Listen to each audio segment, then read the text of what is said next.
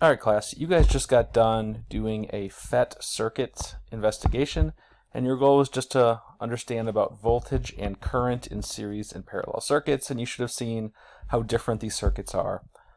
Right now we're just going to take some notes on series versus parallel circuits. You're not going to do any worksheet with this, you're just going to put this into your notes, and this is going to be really important for you guys later on. Next week, you guys are going to be solving for current, resistance, and voltage in both series and parallel circuits, and you just absolutely have to know these rules. They just have to be ingrained in your head to be able to do these problems.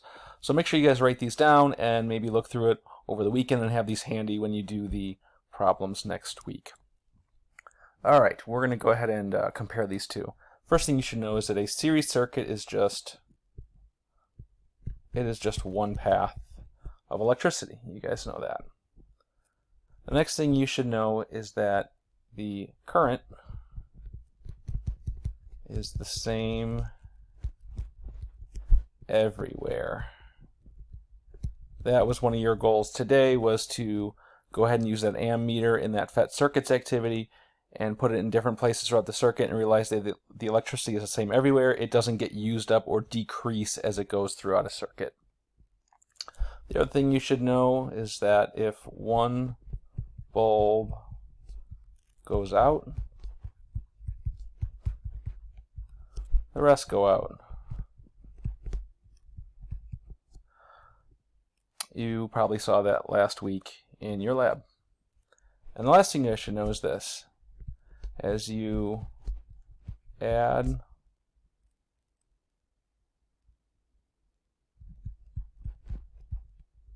bulbs into a circuit, two things happen. Number one, the electricity decreases, and you know it decreases because the bulbs get dimmer. You guys saw that last week in your lab when I had you mess around with these circuits, that as you added more light bulbs into a series circuit, the bulbs got dimmer. The reason why they got dimmer is because the electricity decreases, which means that you have an increase in resistance. Alright, that's all I want to put for series. What I want to put for parallel is, obviously the definition is that it has multiple paths. And to be more specific here, what that means is that each object in the circuit has their own path. It's not even sharing a path. It's got its own path, or what we would call a branch. Next thing, the current is not, keyword not, the same everywhere.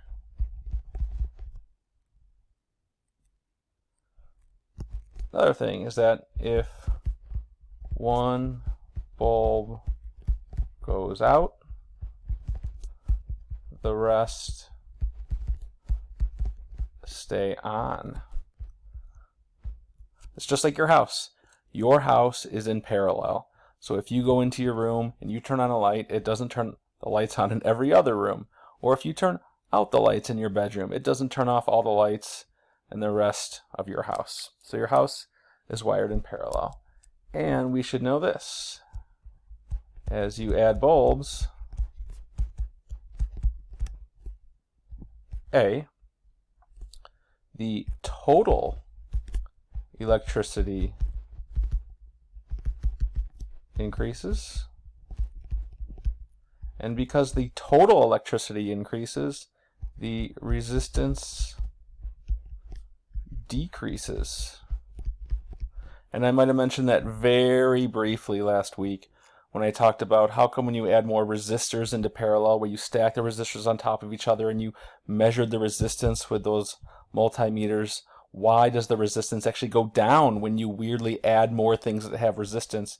And I think some of you guys were able to come up with the fact that we are adding more paths. So even though you might be in school adding another hallway to the school, and maybe it's a very thin hallway, we're still allowing more kids to take a different hallway to have more room.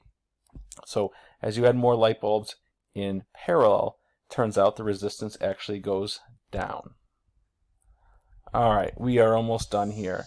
This right here is going to sum up the FET lab that we just did. Plus, it's going to add in one extra little thing. So in a series circuit, these are going to be formulas. You're only going to get one out of these three that I'm going to show you. So in a series circuit, you should know that the total current, which basically means the current coming out of the battery, is equal to the current going through object A, which is a light bulb or a resistor or something, which is equal to the current going through B dot dot dot, meaning for every object in the circuit, the current is the exact same.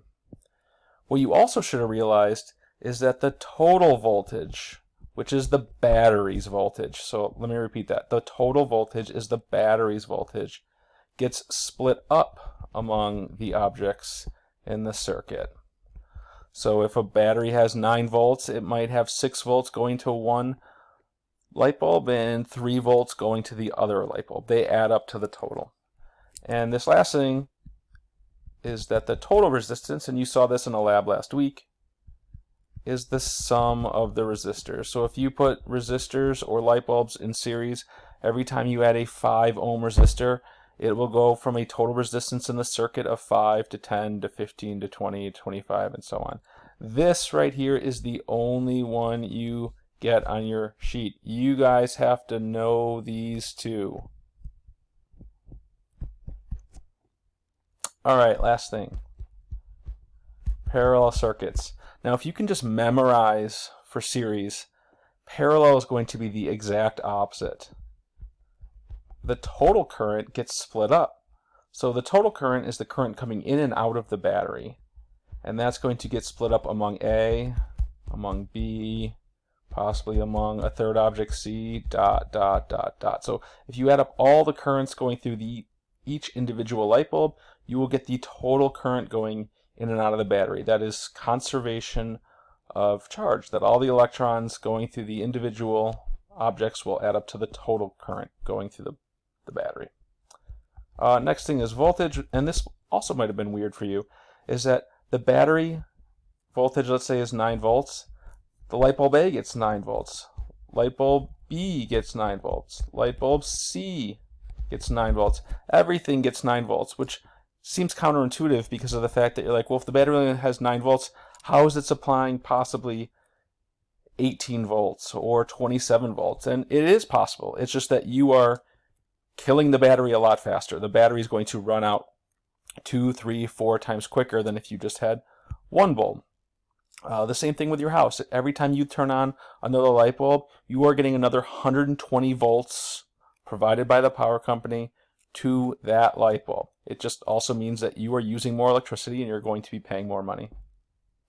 The last thing is the resistance formula, and I talked about this above up here, and that is the fact that as you add more objects or resistors into a parallel circuit, the resistance goes down. You saw that with probably red resistors last week, in which case you saw that one red resistor has a resistance of 20 ohms, and then you added another one, it went to 10 ohms, and you added another one, and it went to 7 or 7.5 ohms.